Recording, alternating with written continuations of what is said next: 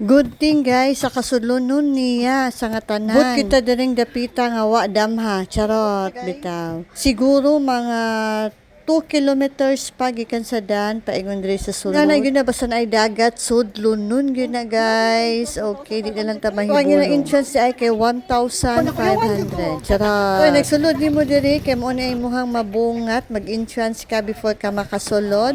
Okay, nya musaka ta dihan dapita. Ni siya guys, sa among gisakahan no nga duol si kay sa ilaha pong kanang bayranan sila entrance, so mao ni diri ang ilang function room. Function room ang tawag ano kanang naay mga daghang decorations kanang mga event o di ba? Actually guys, kapoy gyud ang biyahe no.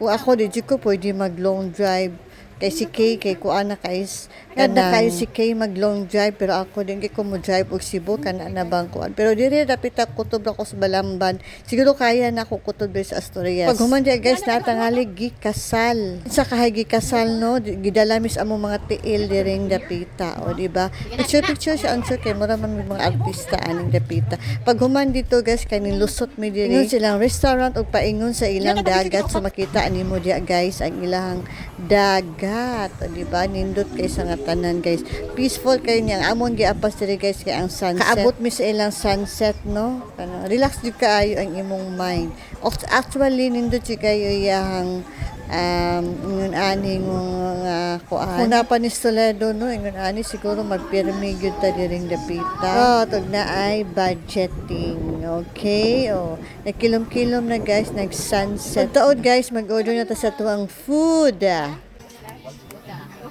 magkano ko? Kasi flavor mo apple, lemon, apple lang dito. Normally is bro. Pero ako sa ibubok nito. Matay na ko.